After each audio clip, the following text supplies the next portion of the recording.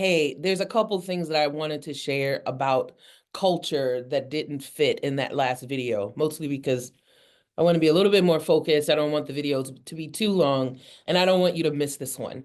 We had a discussion where we were talking about the body rituals of the Nacirema. Remember, in that last video, I gave you those 6 components of culture, and the last one was rituals.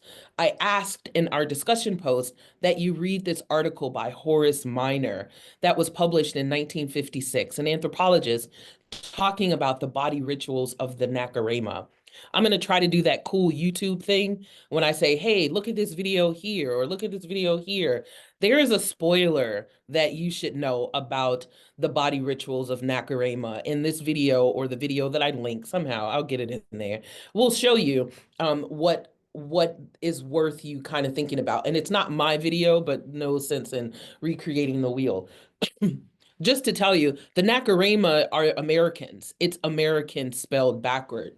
And what Horace Miner was trying to do was really challenge people in their sense of ethnocentrism.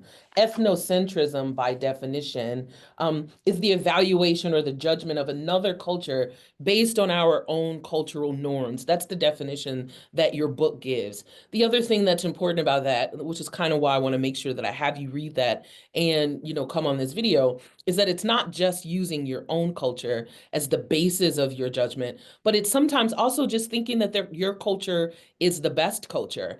When we look at other people, we don't really understand the elements of their culture, and we don't step back and look at the elements of their culture. We just think that what they do is strange. That's a problem. We call things that they do magical or exotic, right? And we think that's kind of cool. Oh, it's special. But really, it just shows a sense of ethnocentrism, that we are judging them based on our own standards. And we don't want to do that, obviously. I wanted to share my screen to give you an example of a time when I did that in particular. When I was a college student, I had the opportunity to travel to Ghana, West Africa, for a study abroad trip. I think this is what it is. And there was this opportunity to learn about what they call Adinkra symbols. And these symbols, we said in the conversation about cultures, they're ideas or materials that stand in for something else. Adinkra symbols tend to have an associated proverb, again, part of those belief systems that's really important in that particular society. And you might find the symbols at funeral rituals, or you might find them on clothing, you might find them in jewelry or in architecture. And this, when I was going to Ghana, was one of my favorite of them. And it's about the moon and the sun. And the proverb in that is something like the moon is always in the sky waiting for its love, the sun. I don't remember all the details, and I won't even try to pronounce the name of this symbol. The thing that's important about it is that when I saw this symbol, or any of the variation of it that I saw, I thought of the moon being weird. Why did they have the moon on its back instead of on its tip?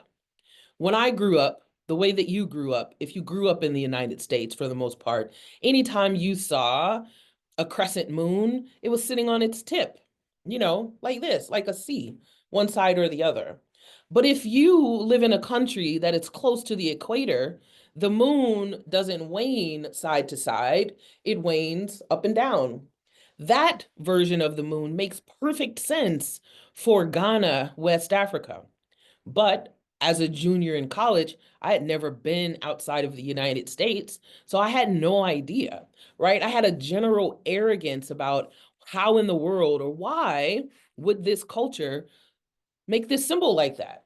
Forget the fact that this was a 1,000-year-old symbol or proverb, that it existed way belong when I was born, right? I just had this general kind of arrogance, even as I thought I was generally open and cultural relativism. I'm getting ready to go to Ghana for the first time. It's the most exciting thing ever. And here I was making a judgment about their symbols, right? So the reason that I want to point out that ethnocentrism, one, for that article, The Body Rituals of the Nacirema, I'm asking you to use your sociological imagination. I'm asking you to take a sociological perspective.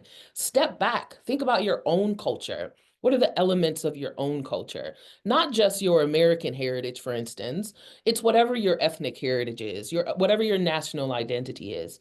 What kind of cultures you may have, again, in the organizations that you are a part of, and simply recognize it for what it is. Don't take it for granted, number one, but try to recognize it. Because when you look at other cultures and other groups and other societies, it's very easy to take an ethnocentric perspective that because my norms are normal to me, then they feel right.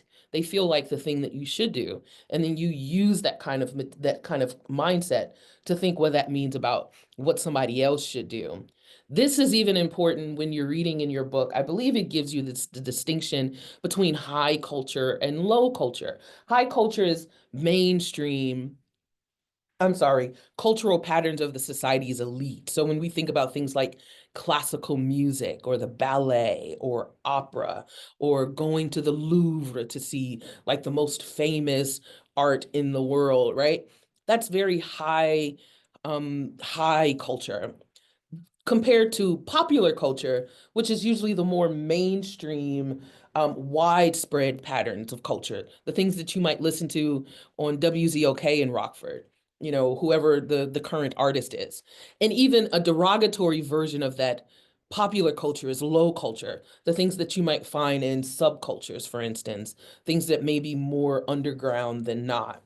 And the reason why I point that out is because it's a pretty ethnocentric, even internally, an ethnocentric perspective to think of other people's culture, other groups' culture as somehow less than. That if you're not doing highfalutin literature or highfalutin classical music, then there's no value in the music that you listen to, that there's no value in the sports that you play. Some people don't do polo, they do basketball. Some people can't afford to play polo or afford to do some of these more high culture types of equestrian arts, for instance, because you can't afford it. So the elite might be able to do it, but you shouldn't sort of take that judgment on what other people do.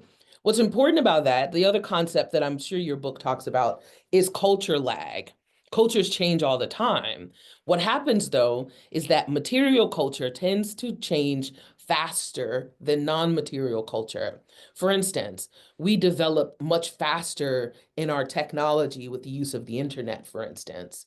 But when we do that, when we advance really quickly in our ability to collect data or our ability to keep in touch with one another or our ability to X, Y, and Z, we don't change our values as quickly. So sometimes when we have these great big arguments about what people should do on the internet or what the new rules are going to be in terms of something like cyberbullying or what the rules are going to be in terms of online dating or whether or not we should do stem cell research because you have to use embryos or whether or not we should participate in things like genetic modification or whether or not we should be thinking about sort of what kind of data do we let somebody have access to because now we've got privacy issues.